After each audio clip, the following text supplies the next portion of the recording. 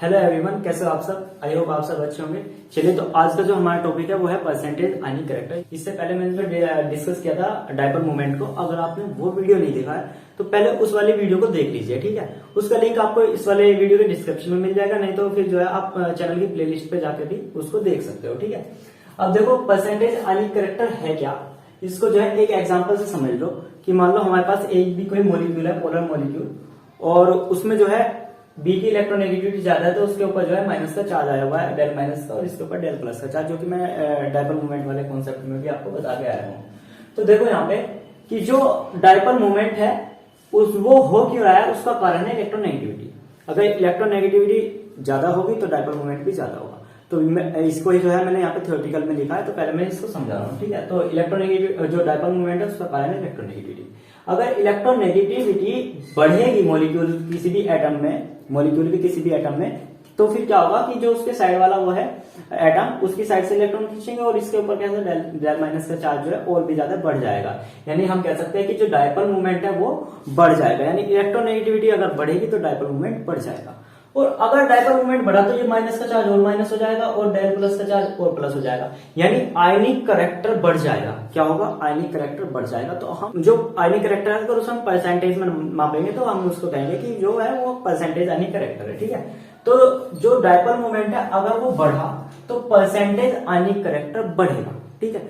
अब वो percentage ionic character किस तरीके से निकाल लेंगे, तो हम ऐसे कहेंगे कि मान लो हमारे पास एक पोलर कोवेलेंट मॉलिक्यूल है और हम कह रहे हैं कि इसमें जो है 25% जो है वो आयनिक है, तो 75% वो क्या है, फिर कोवेलेंट होगा।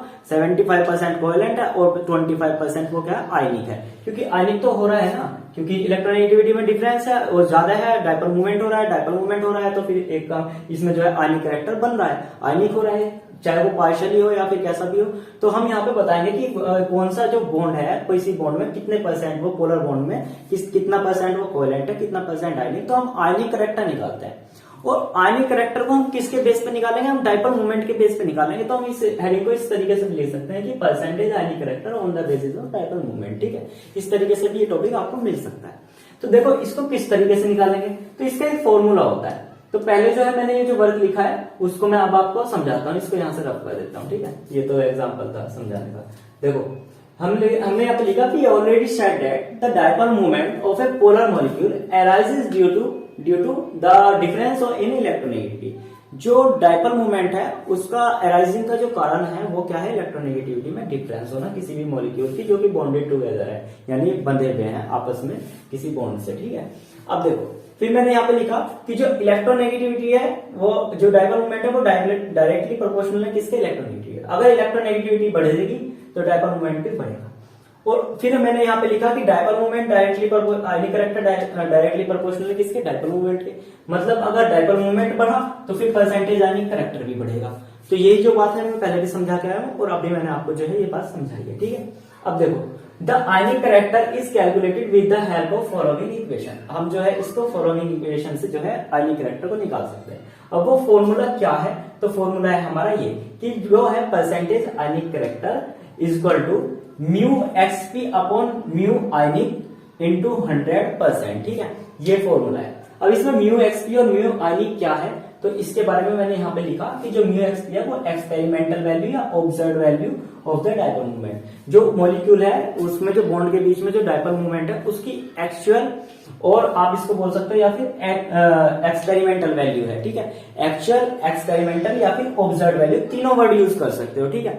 फिर इसके बाद जो म्यू आयनिक है वो क्या है, तो वो है calculated theoretical value of the dipole moment. यानी ये वाली वैल्यू तो आपको एक्सपेरिमेंटल वैल्यू क्वेश्चन जब वो देगा तो क्वेश्चन में मिलेगी आपको। ये वाली जो आयनिक की कैलकुलेटेड थ्योरेटिकल वैल्यू है इसको आपको निकालना पड़ेगा इसमें। तो इसको किस तरीके से निकालेंगे, तो ध्यान रखना। अब मैं इसके आगे का जो कॉन्सेप्ट है वो आपको बताता हूँ कि जो आयनिक, यहाँ पे जो हमने आयनिक वर्ड यूज किया है वो आयनिक वर्ड यूज क्यों करा है। देखो, जो आयनिक करेक्टर है उसमें जो म्यू आयनिक है उसमें हम ये एज्यूम करके चलते हैं कि जो बॉन्ड बन रहा है वो पूरी तरीके से कंप्लीटली आयनिक है। यानी हम कह सकते हैं कि उसमें कंप्लीटली इलेक्ट्रॉन्स का ट्रांसफर हुआ है लेस इलेक्ट्रोनेगेटिव से मोर इलेक्ट्रोनेगेटिव एटम की ओर। तो वो वैल्यू जो है वो हम यहाँ निकालते हैं फॉर्मूले से, जो कि डायपोल मोमेंट का फॉर्मूला पढ़ के आए थे हम। कौन सा, जिसमें हमने चार्ज इंटू डिस्टेंस थी, जिसमें Q इंटू एल वाला फॉर्मूला आपने पढ़ा होगा, तो उस वाले फॉर्मूले से। तो जो म्यू आयनिक है उसका आप याद रखोगे, ये यहाँ पे कहीं कहीं आपको कैलकुलेटेड CAL लिखा हुआ मिलेगा, कहीं कहीं THEO लिखा हुआ मिलेगा किसी किसी बुक में, तो उससे आपको कंफ्यूज नहीं होना है। बस आपको क्या करना है, आपको पता होना चाहिए कि ये म्यू आयनिक हमने लिया क्यों। हम ये मान के चलते हैं, हम एज ए कंपेयर ये सोच के चलते हैं कि इसको कि ये जो है आयनिक बॉन्ड बन रहा है, पूरी तरीके से आयनिक बॉन्ड बन रहा है, तो हम आयनिक मान के जो है म्यू की वैल्यू निकालते हैं डायपोल मोमेंट की, फिर उसको डिवाइड कर देते हैं एक्सपेरिमेंटल वैल्यू से, तो हमारा जो है आयनिक कैरेक्टर जो है यहाँ पे मिल जाता है। अब देखो इसके बाद जो म्यू आयनिक है उसके जो डिफरेंट डिफरेंट नोटेशन है वो बताऊंगा अब इसके बाद में, और इसके बाद मैं आपको बताता हूं कि जो इसकी म्यू आयनिक की वैल्यू है वो किस तरीके से निकालते हैं। एक तो सीजीएस यूनिट में निकालते हैं और दूसरी निकालते हैं हम एसआई यूनिट में। जो एसआई यूनिट और सीजीएस यूनिट है इसका मैटर जो है मैं डायपोल मूवमेंट वाले टॉपिक में करा के आया हूँ। मेरे ख्याल से आपने अगर वो वीडियो देखी है तो वहां पे आपको बहुत अच्छे से समझा रखा है मैंने, लेकिन अगर नहीं समझा है तो कोई बात नहीं, वो भी मैं यहाँ पे बताऊंगा किस किस तरीके से निकलता है, ठीक है। और इसके बाद जो है अब हम करेंगे क्वेश्चन। तो क्वेश्चन में क्या होगा, पहले तो मैं करता हूँ एक लॉन्ग क्वेश्चन का क्या कहते हैं, या फिर पहले शॉर्ट कर लेता हूँ। एक तो ऐसा जो सिंपल क्वेश्चन है, फिर दूसरा ऐसा जिसमें कॉम्प्लेक्स है, वो थोड़ा सा उसमें क्या करना है आपको 3-4 जो मॉलिक्यूल्स है उनका परसेंटेज करेक्ट निकालना है। क्वेश्चन जो कॉम्प्लेक्स वाला है वो वही है जो सा मैंने आपको डायपोल मोमेंट निकालने के लिए दिया था क्या में पिछले वाले वीडियो लेक्चर में, वही क्वेश्चन है, बस एक्सटेंडेड होकर आप क्या आया उसी क्वेश्चन में उसने पूछा आयनिक कैरेक्टर। तो पहले तो वही वर्क जो पिछले क्वेश्चन में करके आए हैं, और फिर उसके बाद आगे का वर्क इस फॉर्मूले को लगा के जो सा हमें करना है, ठीक है। इस बार हमें क्या होगा, एक्सपेरिमेंटल वैल्यू मिलेगी उस क्वेश्चन में दी हुई, ठीक है। तो मेरे ख्याल से शेड्यूल आपके समझ में आ गया होगा। अब ये ताने का वर्क है, इसको यहाँ से स्क्रीनशॉट ले लो और इसका जो है रिटर्न का वर्क कंप्लीट कर लो। अब देखो इसके बाद जो म्यू के नोटेशन है उसको समझो। देखो जो म्यू है, म्यू आयनिक है, उसको किस किस तरीके से हम लिख सकते हैं। एक तो म्यू आयनिक ये हो गया, इसको हम क्या कर सकते हैं, इसको कंप्लीटली मैंने आपको बताया जो म्यू आयनिक है वो आयनिक को हम लिख सकते हैं कि A+ और B-। मान लो कोई जो AB है बॉन्ड जो है हमारा वो क्या है AB है, ठीक है। तो AB-, म्यू AB- लिख सकते हैं, जहां पे हम कहेंगे जो XB है, सॉरी XB जो है वो ज्यादा है XA की। ये मैं XA/XB का मैटर जो है पहले भी आपको बता के आया हूँ। ये क्या है, B की जो इलेक्ट्रोनेगेटिविटी है वो ज्यादा है कैसे, XA से, तो इसके ऊपर कैसे चार्ज है माइनस का। ध्यान रखना यहाँ पे डेल यूज नहीं करना, यहाँ पे जो है प्लस माइनस के सीधे चार्ज यूज करने हैं। हम जो है एज्यूम करके चलते हैं कि जो हमारा बॉन्ड है वो पूरी तरीके से कंप्लीटली आयनिक है, ठीक है। फिर इसके बाद हम इसको इस तरीके से कर सकते हैं, म्यू A प्लस तो हो गया ना, अब A- और B+, ठीक है। जहां पे क्या होगा XA यानी इलेक्ट्रोनेगेटिविटी ऑफ A जो है वो ज्यादा है किससे, XB से, ठीक है। मतलब B की इलेक्ट्रोनेगेटिविटी से ज्यादा है XA की, A जो हमारा एटम है, ठीक है। फिर इसके बाद हम इसको इस तरीके से भी लिख सकते हैं कि आपको जो है ऐसे मिले कि म्यू और यहाँ पे जो है कैलकुलेटेड लिखा हुआ वो कैल, और यहाँ पे लिखा हुआ वो मिले आपको A+B-, ठीक है। इस तरीके से मिल सकता है, ठीक। या फिर आपको इस तरीके से मिल सकता है कि म्यू कैलकुलेटेड, ठीक है, कैलकुलेटेड वैल्यू, और फिर यहाँ पे जो है मिले A- और B+। वो आपको खुद जो है डिसाइड करना है कि जो है यहाँ पे जो है A के ऊपर प्लस का चार्ज है, B के ऊपर माइनस का चार्ज, वो तो आपको जो है इलेक्ट्रोनेगेटिविटी डिफरेंस से पता चल जाएगा जब आप किसी क्वेश्चन को करोगे, ठीक है। तो इस तरीके से इसको होता है। अब इसको निकालने के 2 मेथड है, एक तो है एसआई यूनिट और दूसरा है सीजीएस यूनिट। तो मैं नोटेशन का तो ये वर्क जो है अच्छा रफ कर रहा हूँ इसके बाद, और इसके बाद आपको चलते हैं कि जो म्यू है उसको जो है हम म्यू आयनिक को किस तरीके से निकालें, क्योंकि जो एक्सपेरिमेंटल वैल्यू है जो EXP वाली है वो तो आपको क्वेश्चन में मिलेगी, लेकिन जो म्यू आयनिक वाली वैल्यू है वो आपको जो है कैलकुलेट करनी पड़ेगी, तो इसलिए इसको कैलकुलेटेड वैल्यू भी बोल रहे हैं। अब उसका फॉर्मूला क्या है, तो फॉर्मूला जो है डायपोल मोमेंट में मैं पढ़ा के आया हुआ हूँ, वहां से कर लो, नहीं तो जो है इसको यहाँ से कर लो जो मैं लिख रहा हूँ, ठीक है। देखो फिर यहाँ लिखोगे म्यू आयनिक, ठीक है, इन सीजीएस यूनिट, ठीक है, सीजीएस यूनिट ये लिखोगे। देखो अब जो म्यू आयनिक है उसको मैं कुछ इस तरीके से लिख रहा हूँ, क्योंकि नोटेशन में मैं आपको बता के आ गया हूँ। इसको लिख सकते हैं म्यू कैलकुलेटेड और यहाँ पे A+B-, ठीक है, इस तरीके से लिख लिया मैंने। इसको किस तरीके से, सीजीएस यूनिट है, सीजीएस यूनिट का डायपोल मोमेंट पे मैं पढ़ा के आया हूँ कि इलेक्ट्रॉनिक जो चार्ज होता है वो कितना होता है। तो यहाँ पे लिखेंगे इलेक्ट्रॉनिक चार्ज इन ESU, ठीक है, इलेक्ट्रोस्टैटिक यूनिट जो होती है, तो उसमें कितना होता है इलेक्ट्रॉन का चार्ज 4.8 × 10⁻⁻⁻, में ESU में, ठीक है। और इसमें मल्टीप्लाई करते हैं क्या है कि हम डिस्टेंस की, तो डिस्टेंस को यहाँ पे मैं लिख रहा हूँ DA to B यानी बॉन्ड लेंथ जो है, ठीक है, बॉन्ड लेंथ बोल दो या फिर डिस्टेंस बोल दो, DA से B तक। यहाँ प्लस माइनस का चार्ज यूज करना क्योंकि ये तो डिस्टेंस है, ठीक है। ये होता है क्या है सीजीएस यूनिट में, ये वाला फॉर्मूला यूज करना है म्यू आयनिक या फिर म्यू कैलकुलेटेड A+B- के लिए निकालने के लिए, ठीक है। अगर हमें म्यू कैलकुलेटेड या फिर कैलकुलेटेड ए बी माइनस को जो है मैंने ए प्लस बी माइनस को जो है अगर मुझे निकालना है क्या में एसआई यूनिट में, क्या में एसआई यूनिट में, एसआई यूनिट में निकालना है मुझे, तो किस तरीके से फॉर्मूला होगा। तो फिर आपको पता है कि एसआई यूनिट में जो इलेक्ट्रॉनिक चार्ज होता है वो कितना होता है, 1.602 इंटू 10⁻⁻19 और ये क्या में होता है कूलॉम में, ठीक है, क्या में होता है कूलॉम में, कूलॉम। और इसके साथ ध्यान रखना जो ये वाली इस वाली की जो यूनिट है वो सेंटीमीटर में है, इन सेंटीमीटर, ठीक है, इन सेंटीमीटर। और यहाँ पे जो डिस्टेंस लोगे आप ए बी की वो लेनी है आपको मीटर में, ठीक है, इसको ले लो इन मीटर, ठीक है, कूलॉम इंटू मीटर। तो ये जो है ये जो ईएसयू इंटू सेंटीमीटर है, ध्यान रखना जो जिसकी फाइनल यूनिट है उसको डिवाइड करते हैं, मैं पिछले वीडियो लेक्चर में आपको बता के आया हूँ, इसको डी से डिनोट करते हैं। तो मैंने आपको यहाँ पे बता दिया कि म्यू की जो सीजीएस यूनिट वो क्या होती है। सीजीएस यूनिट में जब हम फॉर्मूला लगाएंगे म्यू आई निकालने का तो वो ये जाएगा, और जब हम एसआई यूनिट में निकालेंगे तो वो यहाँ पे इसमें निकालेंगे। वो आपसे क्वेश्चन में पूछेगा कि वो सर एसआई यूनिट में चाहिए या फिर सीजीएस यूनिट में चाहिए, तो आप जो है ध्यान से देख के उस क्वेश्चन में पढ़ के तब ये फॉर्मूला यूज करोगे। फॉर्मूला में कहना ही क्या है, सिर्फ ये करना है कि आपको यहाँ पे यूनिट, एक तो इसका चार्ज का ध्यान रखना है कि इलेक्ट्रॉनिक जो चार्ज होता है सीजीएस पद्धति में तो होता है कितना, सीजीएस यूनिट में तो होता है 4.8 इंटू 10⁻⁻8 ईएसयू, और जो डिस्टेंस है वो लेनी पड़ेगी सेंटीमीटर में, और जो एसआई यूनिट है उसमें 1.602 इंटू 10⁻⁻19 होता है कूलॉम में, और जो डिस्टेंस है ए से बी के बीच की यानी बॉन्ड लेंथ है वो क्या में है मीटर में है। अब ये जो वर्क है ये यहाँ पे जो है कंप्लीट करा दिया मैंने, यहाँ तक का तो थ्योरी का वर्क आप कंप्लीट कर लो, ठीक। अब इसके बाद जो है क्वेश्चन है, पहले मैं उस क्वेश्चन को लिख देता हूँ और उसको जो है फिर क्वेश्चन को आपको जो है सोल्व करना है। पहले मैं कराता हूँ, उसका एक पार्ट मैं कराऊंगा और जो सेकंड पार्ट है बाकी के 3-4 पार्ट है फिर तुम खुद करोगे, ठीक है, और उसके आंसर जो है कमेंट बॉक्स में बताओगे अगर आपने क्वेश्चन को सोल्व किया है तो, ठीक है। अब देखो मैं यहाँ पे इसको रख कर रहा हूँ, इसके बाद जो है क्वेश्चन को लिखता हूँ, उसको सोल्व करता हूँ। चलो अब जो क्वेश्चन था वो मैंने यहाँ पे लिख दिया। अब इसको समझो, क्वेश्चन को पहले क्वेश्चन समझ लो फिर उसके बाद इसको सोल्व करेंगे।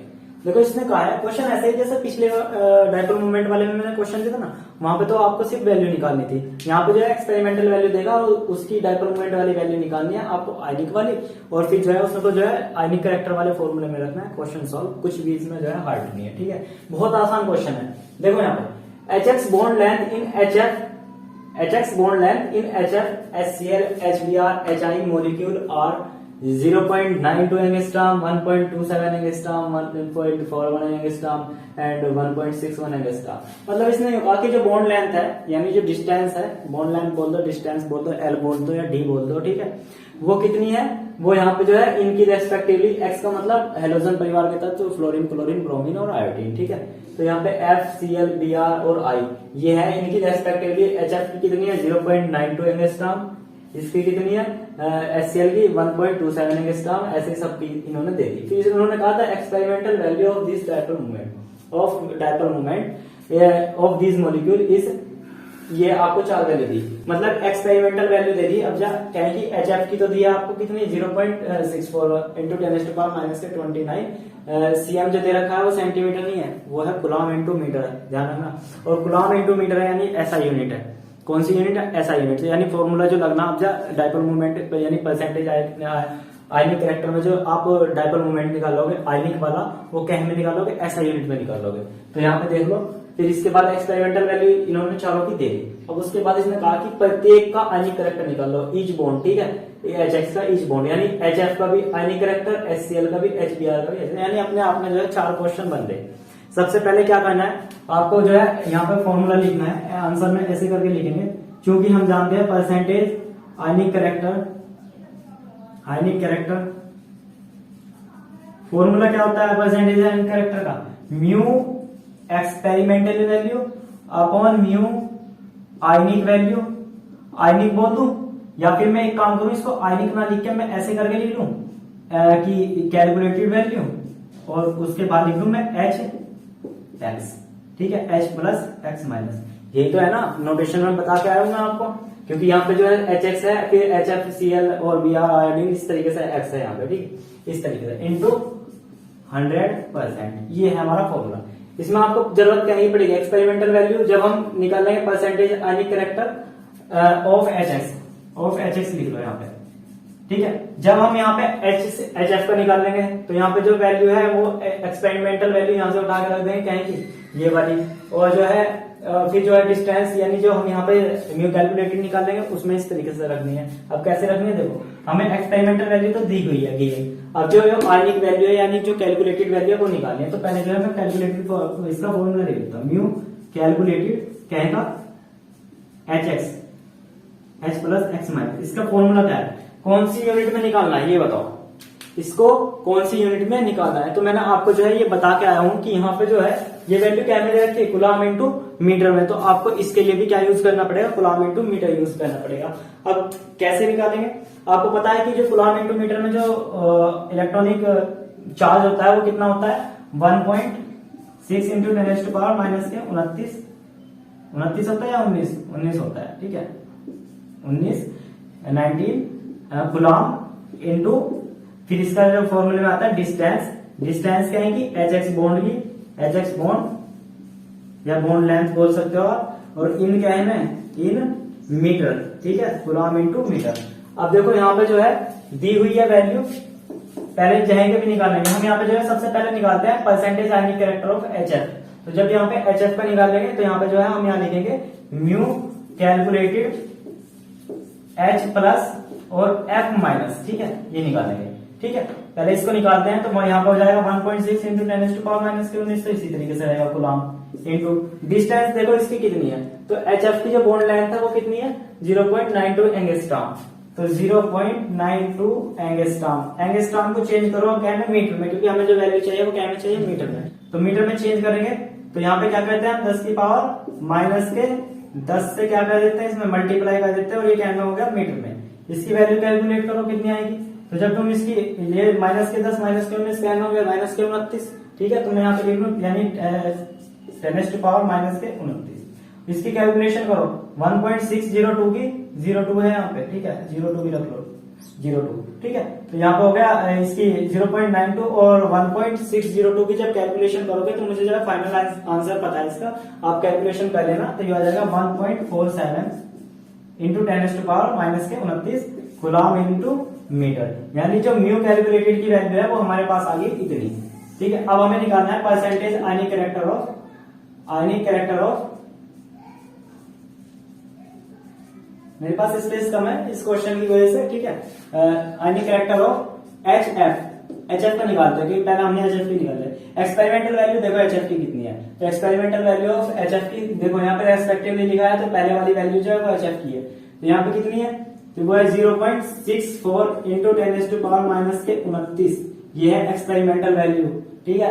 अब कैलकुलेटेड वैल्यू क्या आएगी, कैलकुलेटेड वैल्यू आई है 1.47 इंटू 10 टू पावर माइनस के 29, क्या है coulomb into metre into 10 to power वो इंटू 100, ठीक है। अब देखो इससे तो ये गया, ठीक है इसको कट करो, पॉइंट से पॉइंट गया, ठीक है इस दो जीरो पे धर लिया यानी 6400 बटे 147, और जब आप इसको डिवाइड करोगे कट करोगे तो ये वैल्यू आएगी लगभग अप्रोक्सीमेट 43 पॉइंट, जब इसको कट करोगे तो ये हो जाएगा 43.5, ठीक है यानी 43.5%, मतलब कि जो एच एफ में परसेंटेज आयनिक कैरेक्टर है क्या में एच एफ में वो कितना है, यहाँ पे लिखोगे प्रतिशत आयनिक कैरेक्टर, ठीक है लिख लेना इतना ही लाइन को लिख लेना ऑफ एच एफ कितना है इतना है, मतलब 43% आयनिक कैरेक्टर है इसमें क्या में एच एफ में। और तुम्हें एक बात और बता दूं तो क्वेश्चन कुछ इस तरीके से भी आ सकता है कि जब तुम एच आई निकालोगे तो वो कम आएगा, ठीक है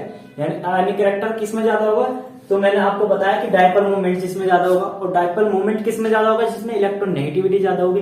तो जो है फ्लोरीन क्लोरीन आयोडीन और ब्रोमीन आयोडीन है, तो इसमें जो है इसकी इलेक्ट्रोनेगेटिविटी सबसे कम है और इसकी इलेक्ट्रोनेगेटिविटी सबसे ज्यादा है, तो आयनिक कैरेक्टर इसी में ही सबसे ज्यादा आना था, तो लगभग 43.5% के समथिंग आया।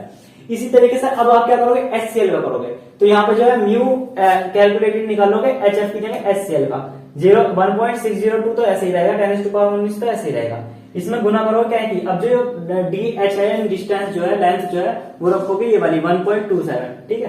तो मैं यहाँ पे आपको रख के दिखा रहा हूँ, तो जब हम यहाँ पे Cl वाले की निकालेंगे HCl की, तो हम यहाँ पे रख देंगे H प्लस और Cl माइनस, ठीक है Cl माइनस, यहाँ पे जो लेंथ है वो कितनी दे रखी क्वेश्चन में 1.27 एंगस्ट्रॉम, तो 1.27 एंगस्ट्रॉम को 10 की पावर माइनस के 10 करके उसको हमने क्या में कर लिया मीटर में कर लिया। इसकी जब मल्टीप्लाई करोगे तो वो अप्रोक्सीमेट आएगी आपकी 2.03। कितनी आएगी 2.03, क्योंकि मैंने जो है कैलकुलेशन करके रख रखी है, तो 2.03 इंटू 10⁻⁻⁻³ कूलम आ जाएगी। अब हम जो है यहाँ पे फॉर्मूले में चेंज करेंगे, इसका क्या कर देंगे HF की जगह HCl, उसको उतार लेना है। पहले वाले क्वेश्चन को ऐसे मत करना कि इसको जो है ना उतारो।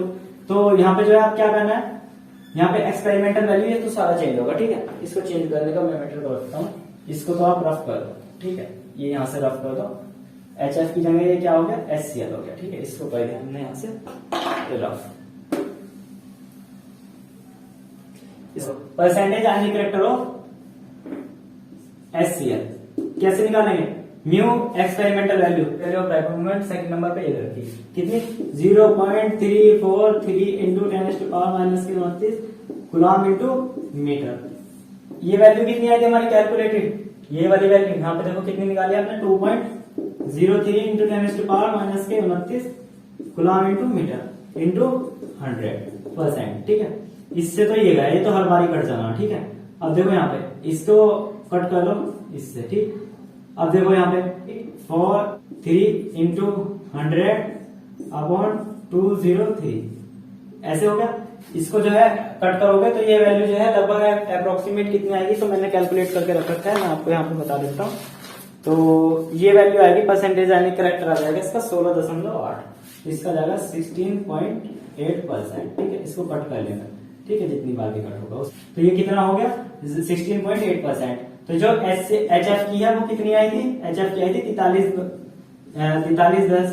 परसेंटेज आयनिक कैरेक्टर आया था 43.5 और परसेंट, और जो इसका आया है वो कितना आया है, वो है 16.8%। ये जो उसका आएगा उसका और भी कम आएगा और उसका और भी कम आएगा। ये दो वैल्यू जो है आपको जो खुद निकालनी है कि HBr की और HI की, ये निकाल के मुझे बताओ, ठीक है, कमेंट बॉक्स में।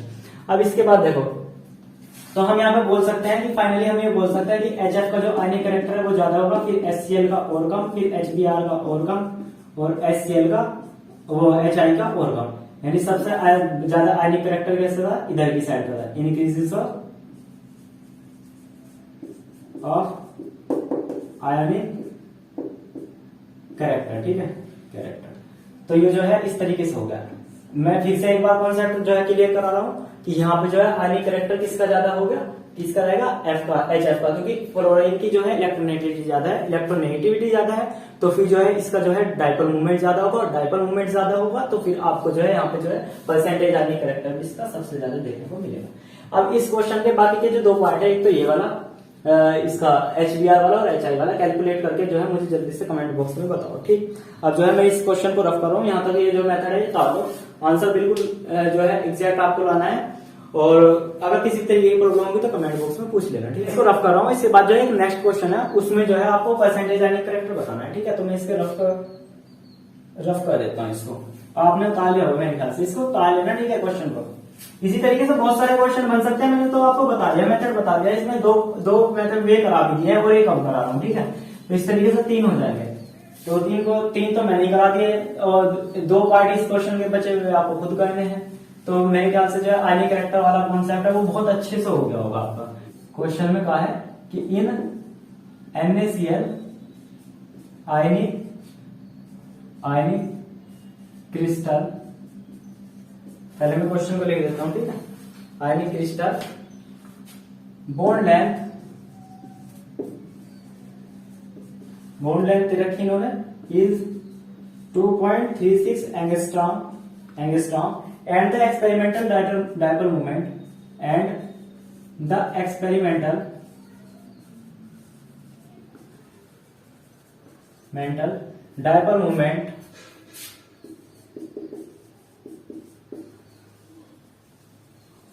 dipole moment of this molecule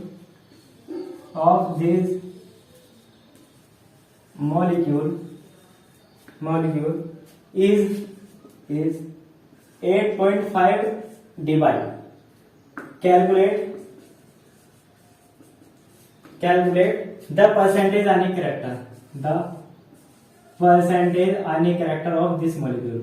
इसको लिख देता हूं मैं परसेंटेज आयनिक कैरेक्टर, ठीक है। अब देखो ये क्वेश्चन दिया है, आयनिक क्रिस्टल है कहेगा NaCl का, और उसमें भी ये पूछ रहा है कि बताओ कितने परसेंट आयनिक है, बड़ा अजीब क्वेश्चन है ना, लग रहा होगा ना जी कि यार ये तो सारा का सारा ही आयनिक होना चाहिए था जब आयनिक क्रिस्टल है, तो फिर किस तरीके से इसने बोला है। चलो तो देखो यहाँ का आंसर में सबसे पहले आप ये देखो कि जो एक्सपेरिमेंटल वैल्यू है वो डिबाई में दे रखी है।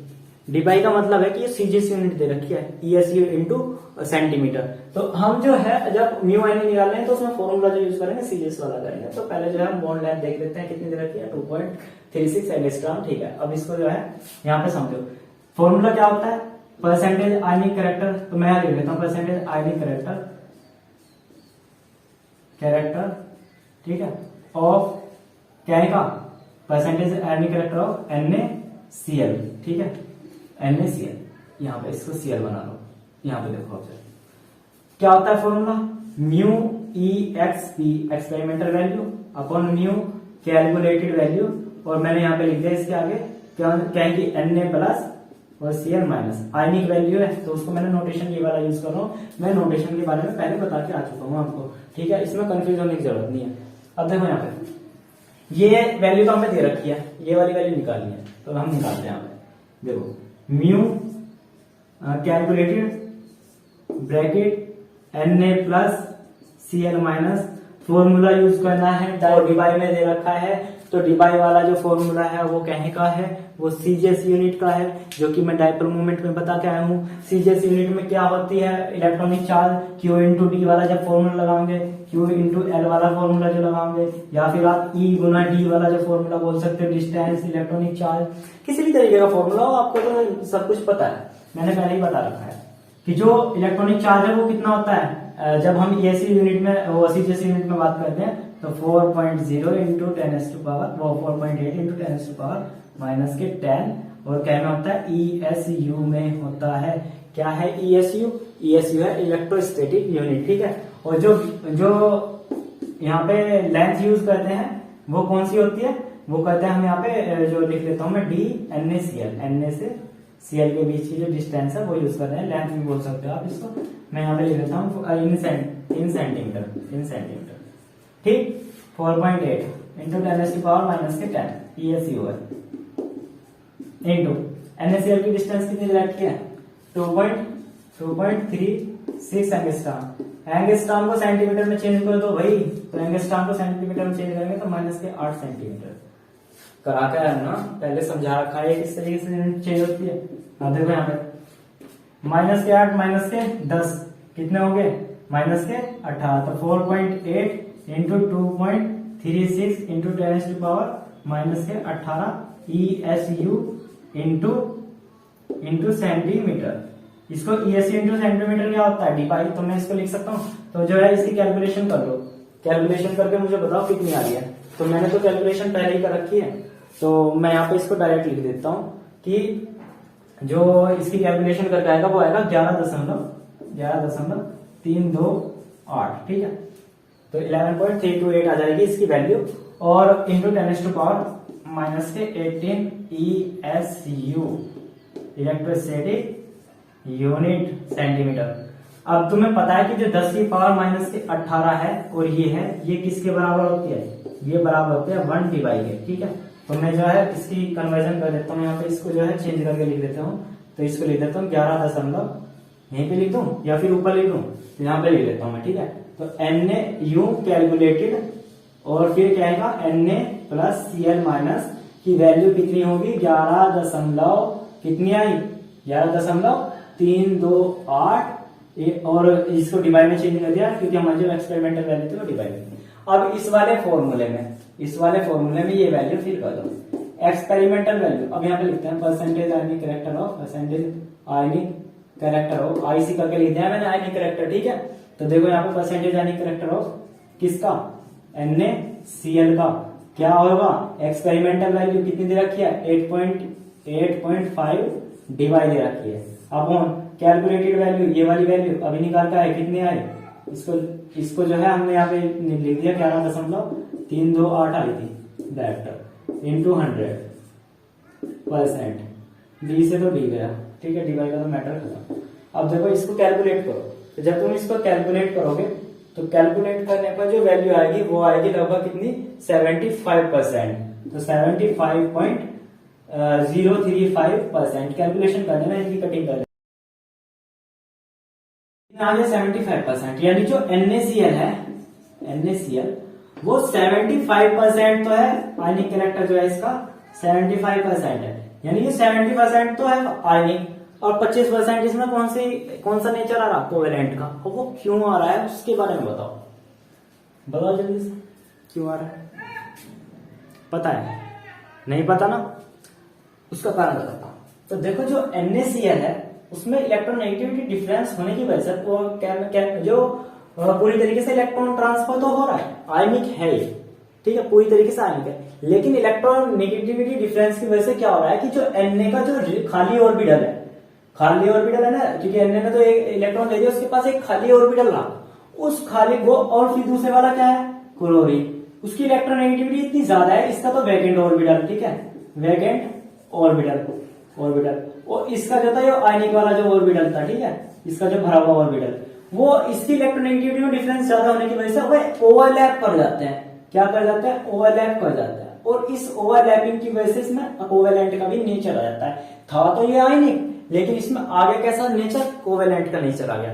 तो आपको जो है ये क्वेश्चन में मैंने ये वाला कॉन्सेप्ट भी बता दिया। अगर किसी क्वेश्चन में पूछ ले जाए, ऐसे पूछ ले जाए कि जो LiF है उसमें जो है कोवेलेंट कैरेक्टर भी होता है, लेकिन जो Li है उसमें ऐसा नहीं होता। मतलब देखो कि जो LF है, LiF है, उसमें जो है आयनिक कैरेक्टर के साथ साथ कोवेलेंट कैरेक्टर भी होता है, लेकिन Li केस में जो है ये वाला काम नहीं होता, क्योंकि इस वाले में तो ये क्या होता है, जो आयनिक रहता है इसकी इलेक्ट्रोनेगेटिविटी इतनी ज्यादा नहीं होती कि ये जो है इसके बॉन्ड को इस तरीके से वैकेंट ऑर्बिटल को खींचकर और कोवेलेंट बना दे, तो ऐसा नहीं होता। लेकिन जो F है उसकी फ्लोरीन की इलेक्ट्रोनेगेटिविटी सबसे ज्यादा है, कितनी है 4.0। तो ये क्या करता है कि जो वैकेंट ऑर्बिटल है इसका Li का, उसको अपनी ओर को खींचने की वजह से उसमें क्या हो जाती है, थोड़ी सी कोवेलेंट की भी जो है परसेंटेज आ जाती है। तो हमने यहाँ पे देखा कि जो NaCl का परसेंटेज आयनिक कैरेक्टर है वो 75% है, और 75% होने की वजह से 25 जो इसमें कोवेलेंट कैरेक्टर है। अब वो क्यों है उसका कारण भी मैंने आपको यहाँ पे बता दिया।